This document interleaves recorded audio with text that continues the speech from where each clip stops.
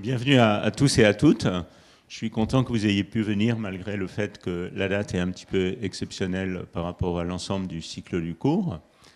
Aujourd'hui, on a le grand plaisir d'avoir Nathan Goldman qui va nous donner un séminaire dont vous voyez le titre ici. Donc, il va nous parler en particulier des marqueurs topologiques dans le contexte avec interaction. Nathan est dans la maison, puisqu'il est même très familier avec le Collège de France, puisqu'il y a fait un postdoc il y a un peu plus d'une dizaine d'années dans l'équipe de Jean Dalibard. Et depuis quelques années, il est au CNRS, au laboratoire Kessler-Bruxelles, et son groupe de recherche, pour ce qui est de la partie parisienne, est implanté au même étage que notre groupe de recherche. Il est également professeur à l'Université libre de Bruxelles et chercheur à l'Institut Solvay. Nathan a un long passé de contributions remarquables dans le domaine de la topologie, en particulier avec les atomes froids. Il y a des séminaires de lui dans le contexte du cours de Jean, je crois, qui sont aussi très très bien. Il est en particulier l'auteur de cet article de 2014 que j'ai montré la dernière fois, dont j'ai montré la couverture la dernière fois avec Monica Edelsberger, qui était la première évidence expérimentale du nombre de Chern dans les manips d'atomes froids. Voilà, je lui passe la parole pour le séminaire d'aujourd'hui. And I suppose I have to switch to English, is this correct? Yeah, perfect. that's the idea. Okay, very good. Well then, thank you very much, Antoine, for this very nice invitation. It's indeed a great pleasure to give a talk at home, as you said. And what I will do today is essentially build on some notions that you have introduced during your first two lectures, in particular the notion of the many-body Chern number, and try to build on this idea and show you more recent developments in the field. So there will be, if time's allowed, three parts. The part one will be a recap of what is this many-body Chern number, and we will try to look at this object from the viewpoint of a dichroic response. And this will allow me to review some results that we have obtained in the recent years in this framework. Then there will be a part number two, where I will try to introduce a many-body topological marker, so a marker of topology, which can be local, for many-body correlated systems, and which one could measure in an experiment from local ground state measurements, which is a kind of a provocation, but I will try to clarify what this actually means. And then, as I said, if time allows, I will discuss topological invariants built from single particle Green's functions. We will see that there are some very interesting anomalies which we have been exploring in this setting, both in the weakly and strongly interacting regimes. But let's start with part one, which will be kind of a recap and a review with a few recent results. So let's start with something that we've learned in Antoine's lecture, which is this notion of many-body Chern number. So the idea for today's talk is that what we have in mind is a 2D system of containing particles. So here I realize that this stick is a bit small, but yet I'm allowed to show you the system. So it's a 2D system with some particles. And it is described by some Hamiltonian H. And we will be interested in the ground state of this Hamiltonian, which I will call psi 0, with associated energy E0. And in all the rest of the talk, we're going to assume that this state is actually gapped. And for the next few slides, we will even assume that this state is non-degenerate, and we will discuss the degenerate case in a second. Then, as Antoine explained, what we do is that we put this 2D system on a torus, and now we thread some fluxes along these directions. So there would be some flux theta x and some flux theta y, such that the Hamiltonian now depends on these two parameters, theta x and theta y. And so the eigenstates and eigenenergies also depend on these two parameters. Now there's a very interesting geometric structure, a fiber bundle, which appears in this structure, which Antoine also explains, which is represented here. So this torus here is now flux space, the space which is spanned by theta x and theta y. And at every point theta of this space, there is a fiber which describes the gauge or phase degree of freedom associated with my state. And now if I make a little walk in my parameter space, I can ask myself, how is the phase of my state changing as I do this little walk? And to answer this question, or this parallel transport problem, I introduce in this context a notion of a connection, which is a one form, which in this case is written as a Berry connection. So you see there's a derivative of the state size 0 with respect to the parameters theta x and theta y, and this defines a proper connection on this fiber bundle. Now, if I know ask myself, what is the Berry phase accumulated by my state as I perform a loop in flux space? Well, this Berry phase will be captured by a Berry curvature, which is related to the Berry connections components through these derivatives. So all these things were explained in Antoine's lectures, which allows me to go quite fast. Now, because there's geometry, there are fiber bundles. That also means that there's gauges and gauge structures. And this was very nicely explained by Wu and Yang in this early paper of 1975, because these people tell you that the connection is nothing else than a gauge potential, and this was also highlighted in Antoine's lecture. The curvature plays the role of a field strength. In 2D, this plays the role of a magnetic field, and we heard about this magnetic field in flux space in Antoine's lecture. But most interesting for us today, we see that when there's a monopole structure, so a topological defect associated with this field strength tensor, well, then there's necessarily some non-triviality in the fiber bundle that we have constructed, and this non-triviality is captured by the first Chern class. So it is natural to introduce this Chern number, or this monopole charge, associated with the curvature. So we saw that this Berry curvature has the physical interpretation of a magnetic field in flux space. So to calculate the monopole charge, we have to integrate this quantity here over the entire flux space, which is a 2 torus. And this defines now a many-body Chern number because this is a definition of the Chern number on this fiber bundle structure, and many-body because I remind you that this Berry curvature is built from the many-body wave function.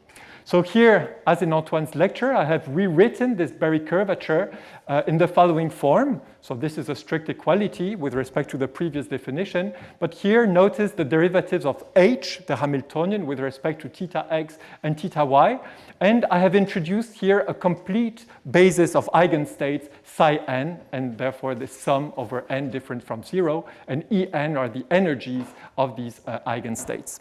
So this construction of the many-body Chern number was introduced by several authors, which are listed here: Avron, Saylor, New, Thouless, Wu, but also Tao in Haldane around the years of 85. Now, why do we care? Why do we care about this many-body Chern number? Well, as we saw in Antoine's lecture, we care because this topological invariant associated with the many-body wave function actually dictates the quantized values of the whole conductivity in gapped 2D systems. Okay, so this is the celebrated Thouless and co-authors formula that relates the whole conductivity to this many-body Chern number. And here I will call this universal constant E square over h sigma not in the following. So this beautiful formula explains, if you want, or provide a topological interpretation for these plateaus that were observed in the 80s and 90s in 2D electron gases and strong magnetic fields, but also more recently in these fractional Chern insulators that can be produced without a magnetic field in twisted bilayer systems. Now, this connection between the many-body Chern number and the whole response can be simply obtained through Kubo's formula, namely using linear response, and this was indeed nicely shown by Antoine in his first lecture. Here I would like to take a slightly different perspective and show you that we can actually relate this many-body Chern number very naturally to a circular dichroism, that is a dissipative response. So let me start with this little thought experiment. I remind you we have a 2D system which we have put on the torus, and I told you that we are threading fluxes theta x and theta y through this torus, through these two different directions.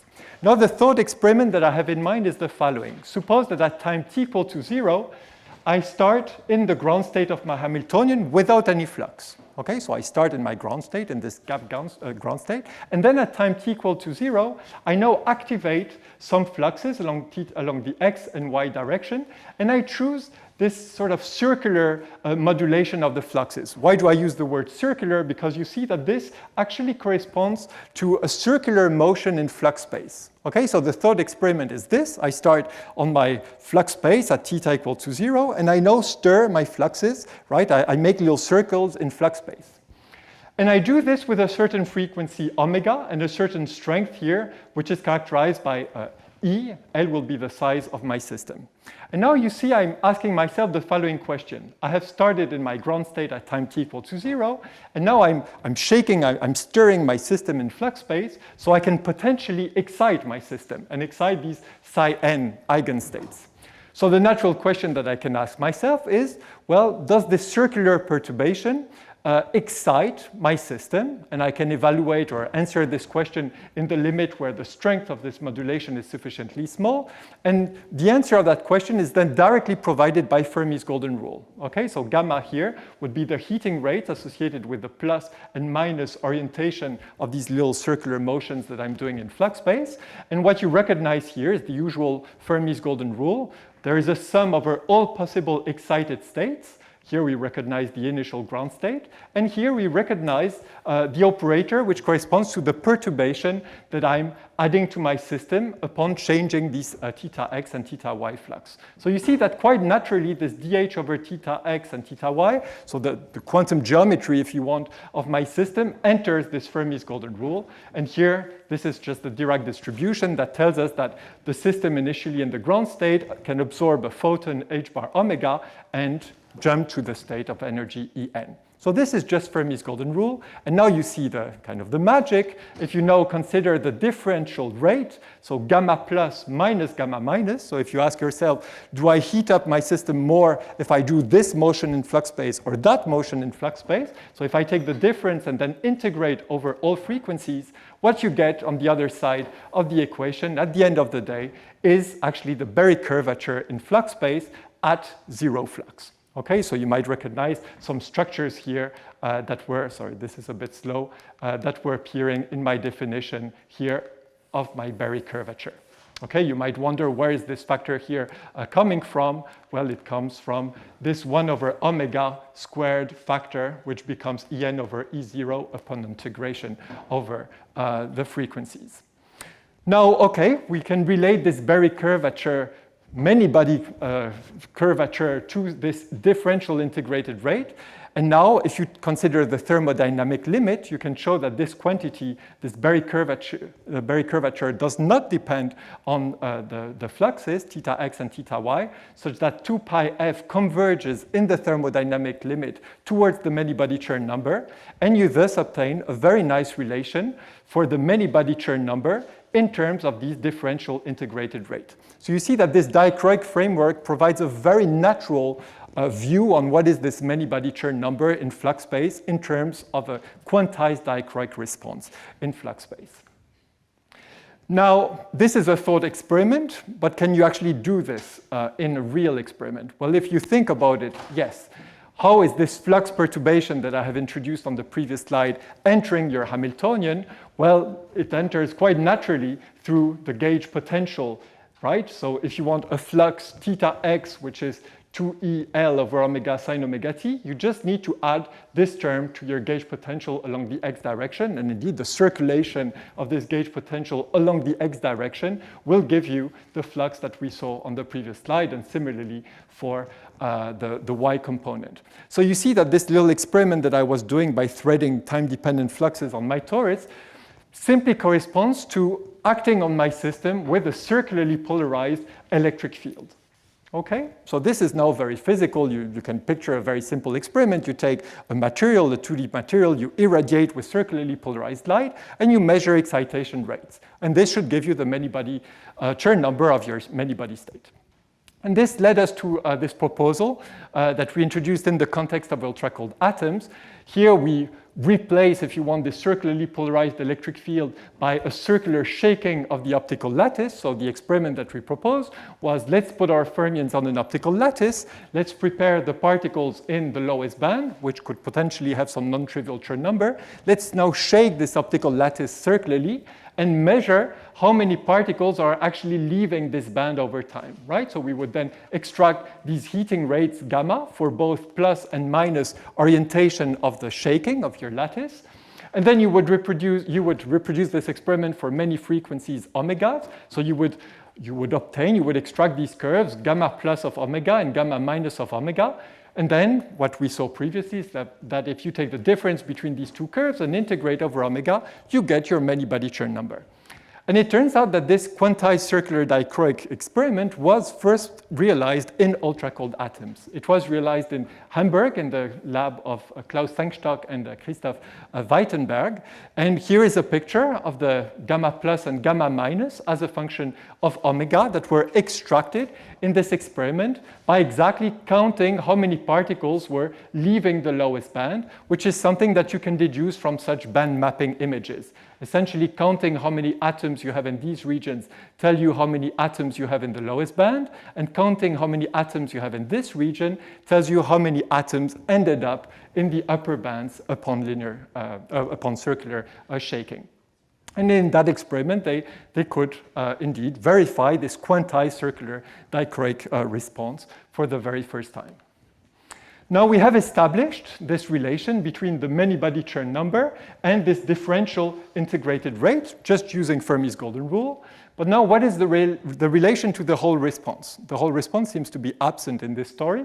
It's actually not. It's here in disguise. It's actually hidden in the differential integrated rate through this relation, which is actually just Kramers-Kronig relations. It might take a few seconds to think about it, and we can discuss it more after the talk, but this is actually just Kramers-Kronig relations.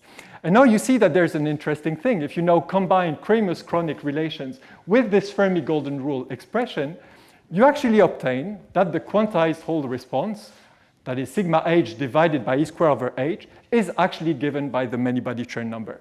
So you see that this is a very simple proof of the topological quantization of the whole conductivity in gap 2D system, which only uses Fermi golden rule and Kramers-Kronig relation. So this is a little story that we told in this paper with my friend Tomoki Ozawa, in this paper which also celebrates the gold medal of Jean Dalibard a few years ago.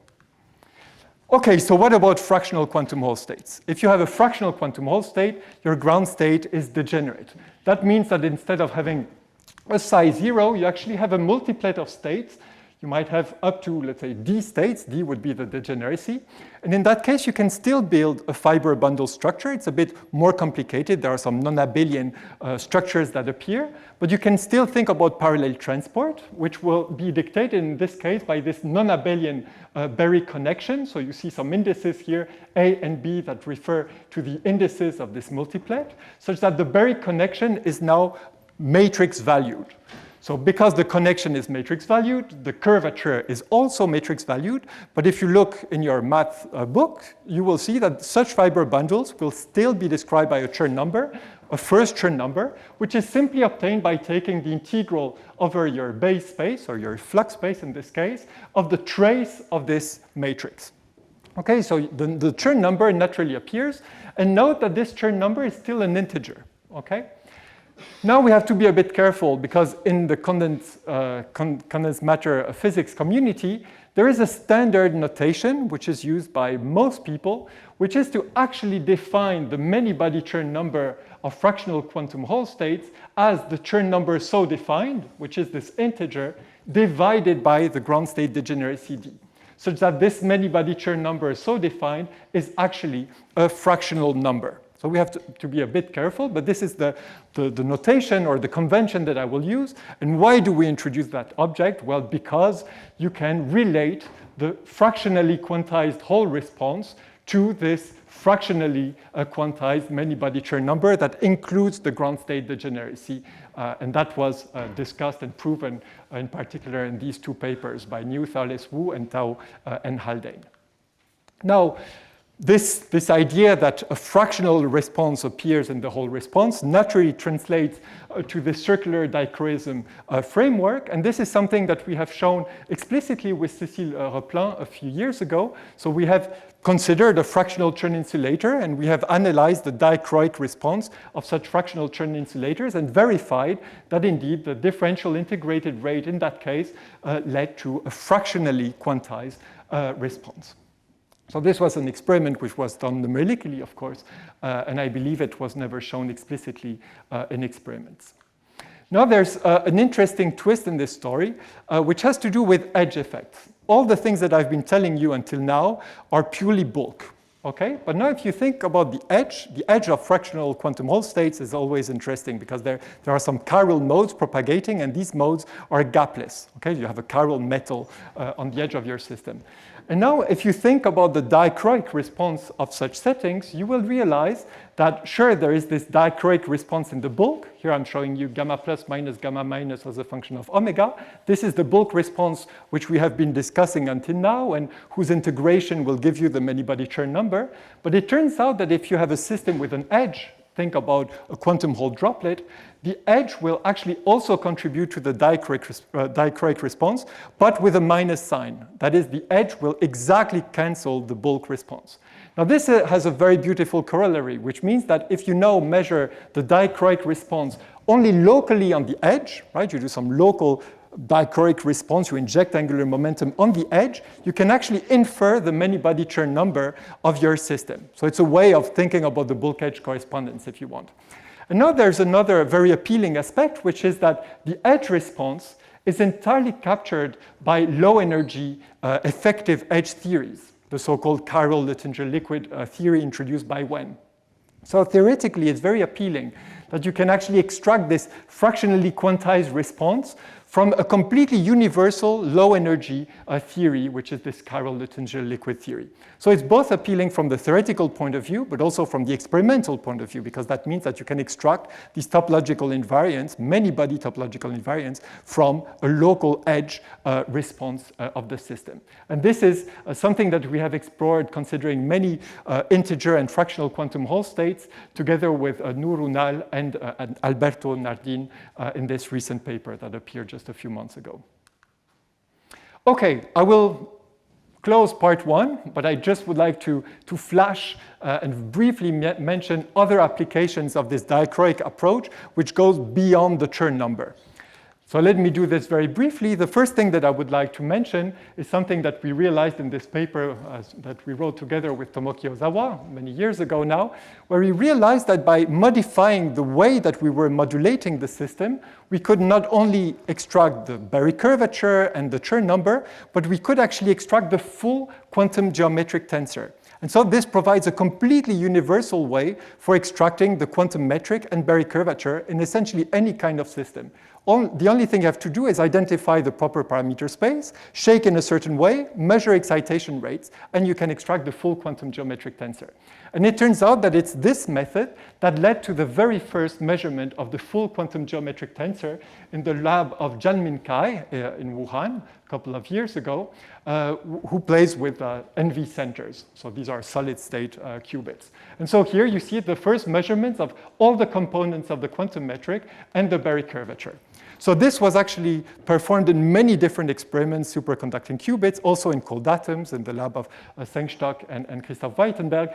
I would like to insist on the generality of this approach by flashing this result here, which is an experiment result which was obtained in the group of Paola Capellaro at MIT, where they extracted, using this same method, a higher form curvature, so a three-form curvature, which is associated with a tensor monopole. A tensor monopole is a monopole, a topological defect that lives in 4 dimensions that was introduced in string theory.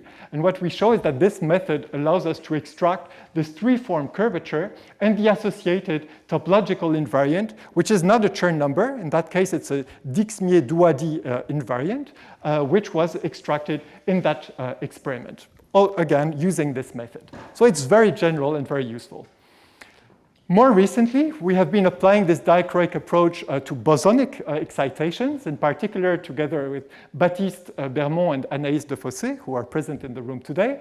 We have explored the possibility of exciting magnons using some driven dissipative protocol in a way that these magnonic excitations uniformly occupy a Chern band. So now this is a Chern band of magnonic excitations in an interacting spin system. And once this steady state is constructed, we can then use some rotating magnetic field gradients to apply some dichroic probe and measure this Chern number. And this, again, is very appealing because in these magnonic systems, we typically probe edge excitations, and it's pretty difficult to have access to the bulk topology. And this is, again, a method which would allow us to directly probe the Chern number of magnonic excitations locally in interacting spin systems. And I cannot resist showing you this very recent paper that appeared just last week in PRB as an editor's suggestion. Here what we have done is generalize these dichroic probes to a thermal context. So essentially what we're doing here is we consider chiral thermoelectric probes. So these are probes that couple to the heat current in your system, not the electric current, but to the heat current. And in that case, we find that this framework allows us to obtain some rules for the orbital and heat magnetizations, some rules which were lacking previously when people were only considering the electric response, if you want. So this is a very interesting framework, which also leads to interesting quantum geometric structure. We have identified this heat quantum metric, which in contrast with usual quantum metric is not defined over this flux space that we have discussed, but which is instead defined over a space of gravitomagnetic deformations, which is a rather abstract concept which I'm happy to discuss after the talk, if you're interested. This, again, is a work led by Baptiste Bermond, Lucila Peralta-Gavensky, and Anaïs de Fossé. Which now brings me to part number 2. Part number 2 will be about a work which we have done with Felix Palm, Alex Impertro, and Monica Eidelsberger. And here the idea is to find a way to extract this many-body Chern number locally in a system, but without perturbing it. So this is essentially the key question that we are addressing here. Is it possible to extract the local Hall response of the system without measuring a response to a perturbation? If you think about the standard Hall response, you either apply an electric field, or in the dichroic framework, you might want to shake it. If you know the Streda formula, you apply a magnetic perturbation. So here the question is, could we measure this local many-body Chern number by performing local ground state measurements? And so in order to address this question, the idea is to go back to the Kubo formula that Antoine introduced in his talk. So you see here I'm writing the local Hall response, sigma h as a function of r. R is a position, for example, on a lattice. And we can see this object as the DC limit of this optical Hall conductivity, which is essentially this Fourier transform of this unequal time current-current correlation function, which is indicated here. Right? So you see here we have the imaginary part of an expectation value over the ground state of these currents Jx, Jy at different positions and different times. Now this is a beautiful object, but it's a terrible object to measure in an experiment. If you think about quantum engineered systems that have access to local currents, how would you actually measure these unequal time current-current correlations? Now in this context, there's an interesting hypothesis that you could make and that I will justify in a second, which is to suppose that this unequal time correlator can be simply expressed in the following way. So implicitly what I'm saying here is that I have a gap 2D system whose optical Hall conductivity has a resonance at a very well frequency, a characteristic gap, for instance, in the system, which I call omega 0. We still have to identify what is this omega 0, but in the limit of Landau levels, we anticipate that this would correspond to the cyclotron gap, right? Because only transitions from the lowest Landau level to the next contribute to the optical Hall conductivity. So I'm introducing this characteristic frequency omega 0 in this ansatz, and I'm also introducing this broadening gamma, which would indeed describe a broadening of this single transition from the ground state to excited states, contributing to the optical Hall conductivity. Now you see that if this ansatz works, then I have essentially simplified the problem hugely, because I have replaced the problem of measuring unequal time correlators to a problem of measuring equal time current-current correlations, which is something that people can measure in experiments. Now, if you believe in this ansatz, then within this framework, you see that we have a very elegant form for this local Hall response, right? I'm just inserting this ansatz into that equation here, and you see that sigma h of r, which is indeed the local many-body Chern number in a gap 2D system, can be simply expressed in terms of this equal time current-current correlator times this factor, which includes this characteristic energy omega 0 and the broadening gamma. So you see it's a way of expressing this local Chern marker in terms of just 3 parameters, this correlator, omega 0, and gamma. Now let me show you a plot which kind of validates this idea. Here, this is a little numerical experiment using a non-interacting Chern insulator. We will see strongly correlated states in a second. So here, for the specialist, I'm considering a Hofstadter model and represent the extracted Chern marker as a function of the flux in this Hofstadter model. What you see on the plot here above is this unequal time correlator calculated exactly in the system, so that would be the blue curve. And what I'm showing here is a fit of this blue curve using this one frequency ansatz that we saw on the previous slide. And so using this fit, I can extract these three parameters, and I can inject that in this formula and get a value for this local Chern marker. And what you see is that this approach actually works extremely well, at least if you consider fluxes here which are not too large. For the specialist, again, we know that when the fluxes are sufficiently low, the system actually converges towards the continuum where the Hofstadter bands become flat Landau levels, and this is indeed the limit where the single frequency ansatz is actually exact. Okay, so this is nice. The single frequency ansatz seems to work, and we will further comment on this later. But we would like now to introduce a general approach to extract these parameters. This equal time correlator, this omega 0, which is a priori unknown, and this broadening gamma. And why not try to understand how to get the complete correlator CR of t? Now, the method is pretty simple. We just make use of this usual expansion, right, for a product of operators involving some exponentials.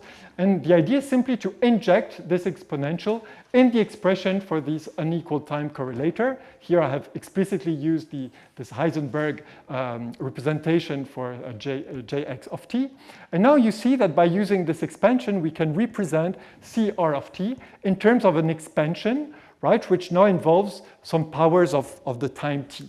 Okay, so this is another way of writing things. I can write my unequal time correlator as an expansion in powers of t, and now the entire information is contained in these coefficients, which I'm calling Cm, right, and which are defined by the following expression. So what you should recognize here is essentially a correlator of Jx with some m-fold commutators of h, the system Hamiltonian, with the current operator Jy.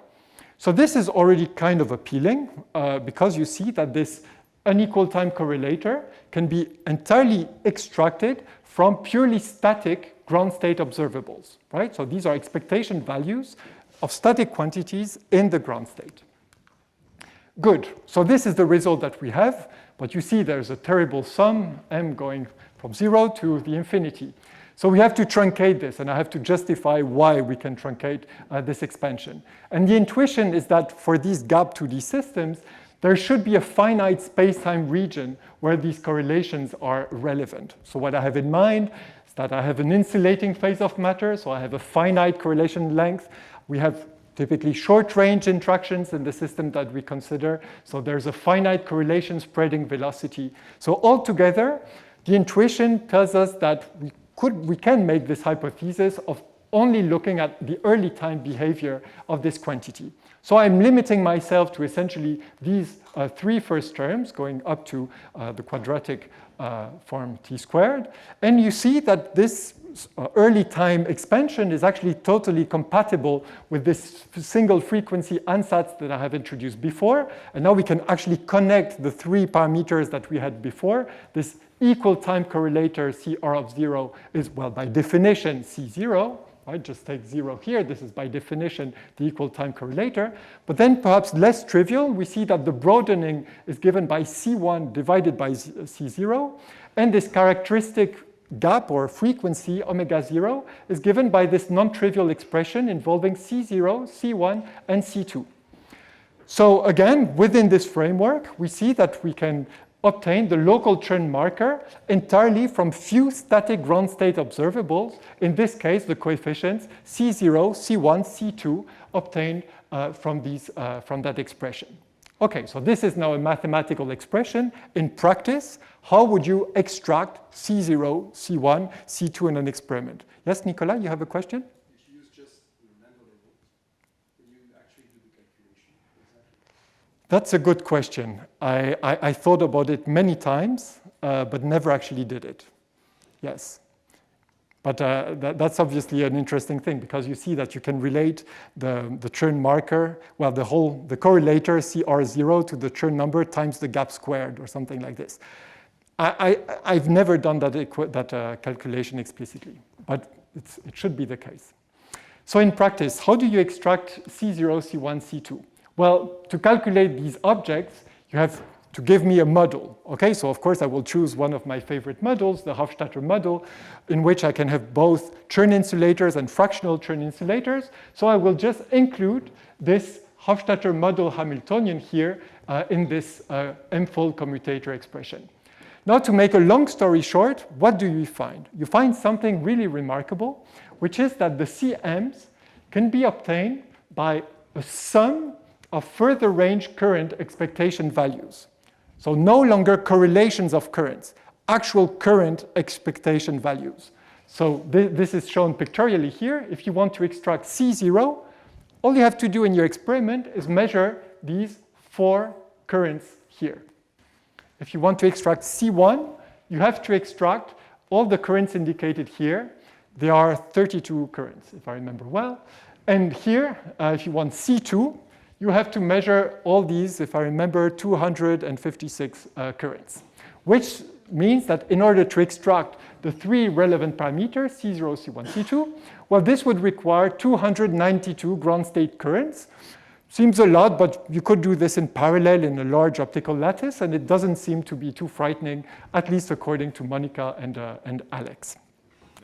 Yes? What are the boundary conditions that you consider? Because you want the... So we do... So here we are using Kubo. There is no assumption on any translational invariance. It's completely general. We actually did these calculations for junctions, where you have a quantum Hall state of Chern number 1 and a Chern number 2, and you can calculate all these things locally, and you will see that you have a 1 here and a 2 here. So there is no assumption beyond the fact that you have a gapped 2D system.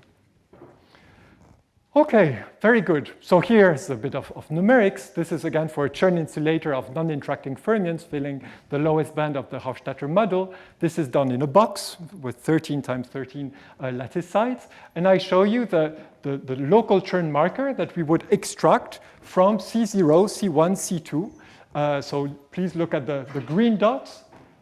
And the orange dot. So this is obtained by extracting C0, C1, C2. You can actually get rid of C1, and you see that you get a very similar result. So this broadening gamma is not so relevant, at least in this limit of small flux alpha. And you see that the result can be further improved by adding more and more coefficients. So for example, if you add C4, you see that you get an even better result.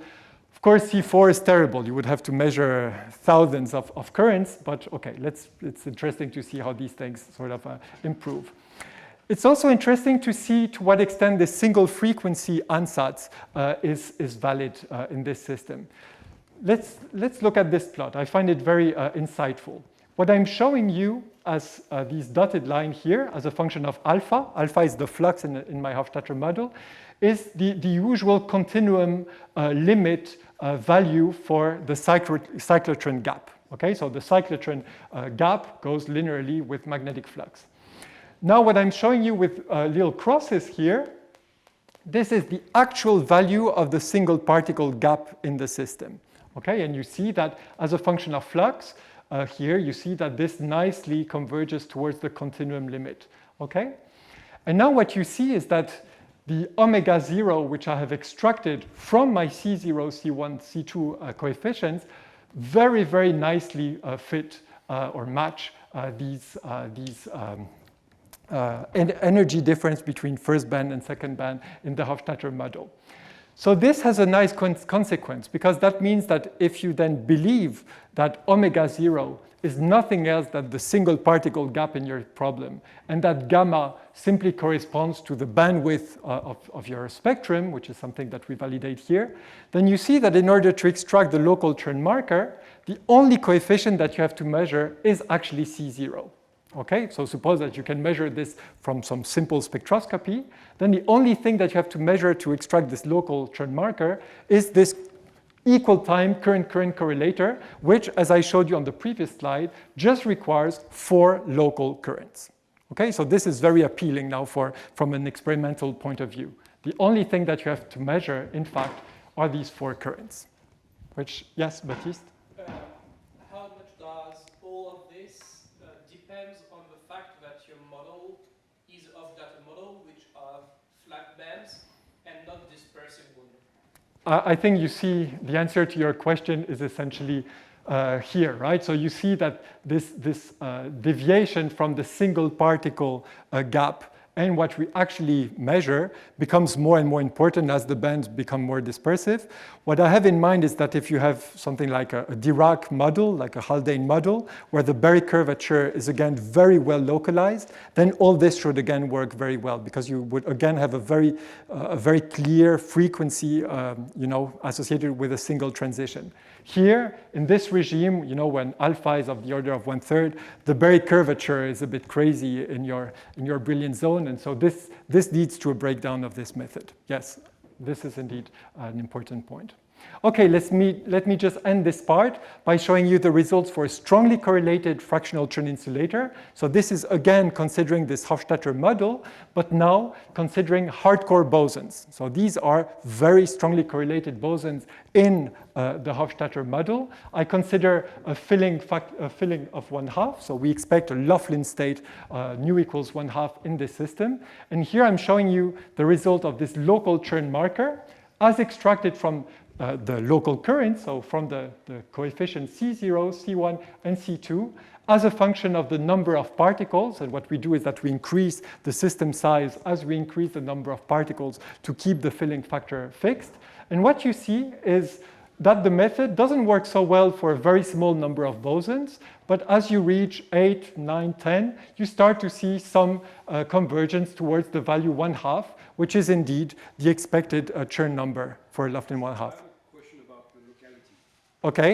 Here you have a correlation length, and basically everything has converged when you have 7 or 8 particles. So the system size is big enough to be like in the thermodynamic limit.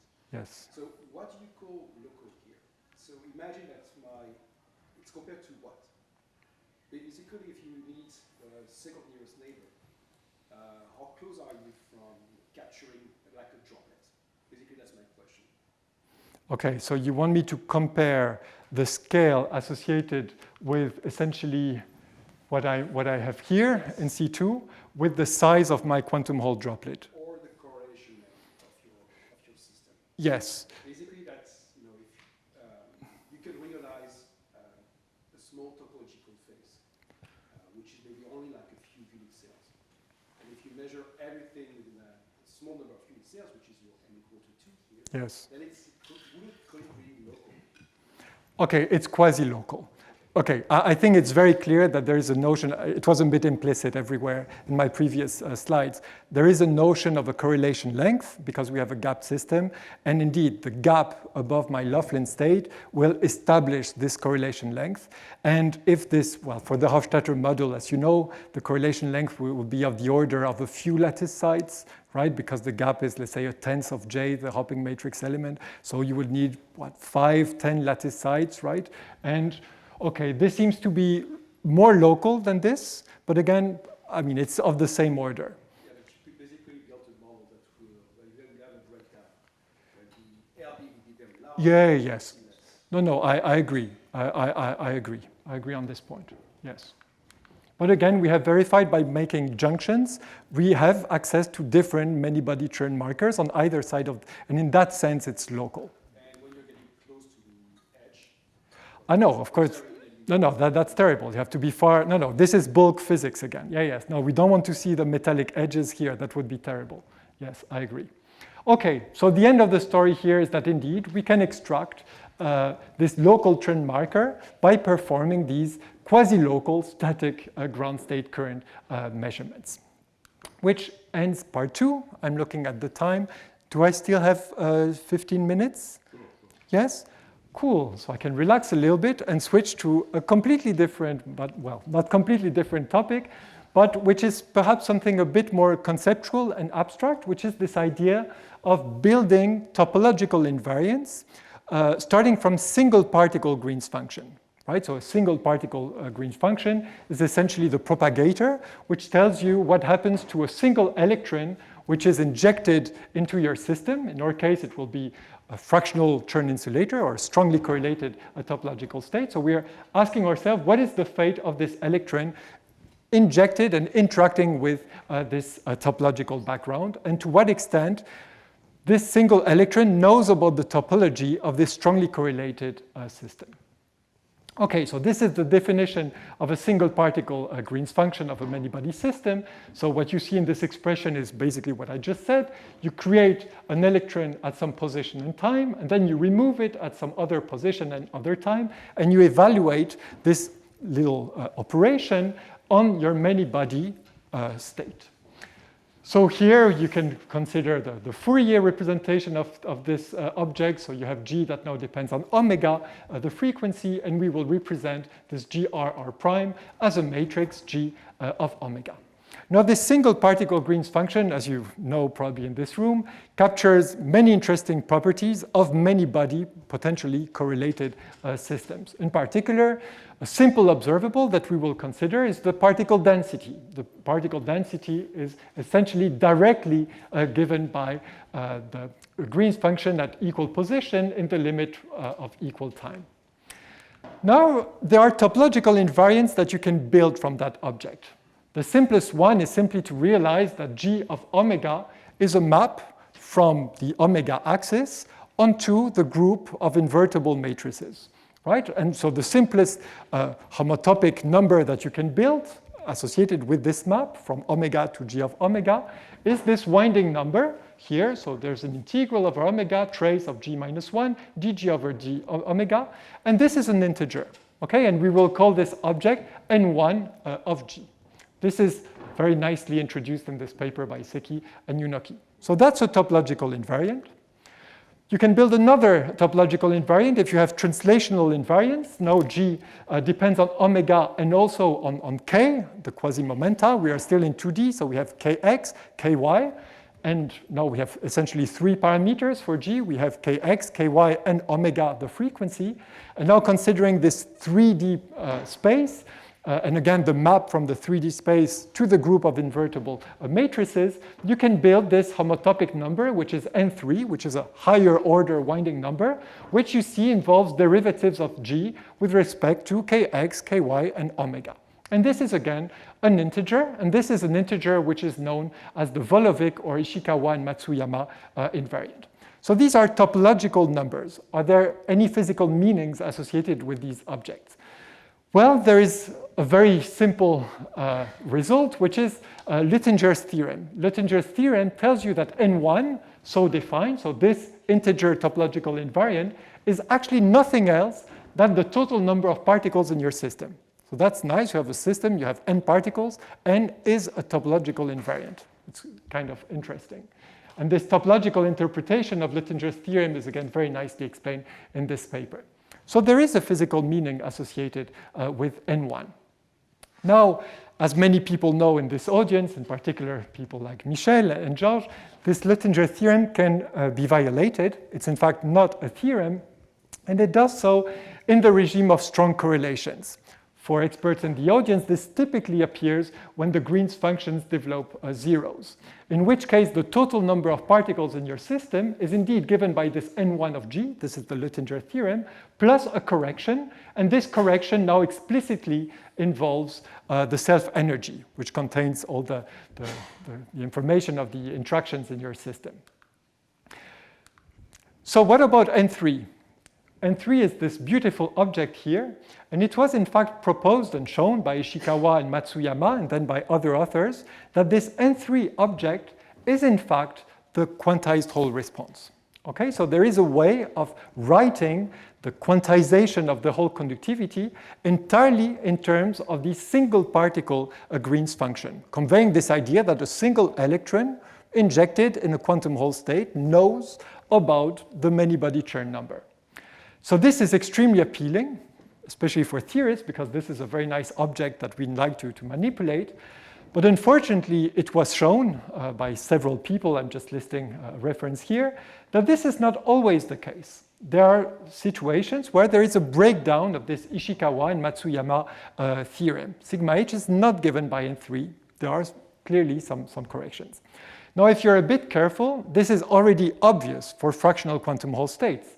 In a fractional quantum Hall state, we know that sigma h should be quantized according to a fractional number, let's say 1/3 for a Laughlin state, I think 1/3, whereas I told you that N3 is an integer. So of course, this equality cannot hold in the regime of fractional quantum Hall states. Yes? So yes. I have a fractional quantum states, I have a n-fold degeneracy of the ground state, and so the Green's function that you consider is defined for one ground state, or is the trace over all ground states. If I take the trace of all ground states, the fact that you get an integer is not surprising. Yes. But so the Green's function is for one ground for one ground state. That's correct. Okay, so one way of addressing this sort of dilemma, this tension, so what is the connection between these two things? What we propose to do is to use a completely non-perturbative argument, which is provided by the so-called Streda formula. And let me just show you, if you're not familiar with the Streda formula, it's probably the most beautiful formula in physics, as you will see in a second. No, it is so. So the Streda formula can be derived by just considering these notions here. Maxwell's equation, the fact that we have an insulating state of matter, and the continuity equation of charge. The little experiment that you should do in your mind is the following. You have your quantum Hall droplet, this is this thing here, and now let's insert a small magnetic perturbation in the droplet. Now we use Maxwell's equation. This magnetic perturbation creates an electric field.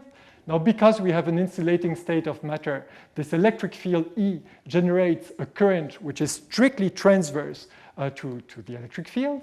Because there is a current, there has to be a change in the particle density in the bulk.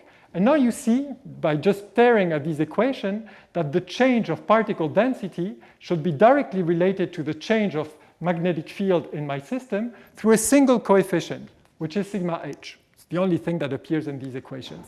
So indeed, this is the relation. dN over dt is given by dB over dt through a single coefficient, which is sigma h over EC. And you see there's no assumption about weak interactions or an absence of disorder or anything. It's completely thermodynamic and general.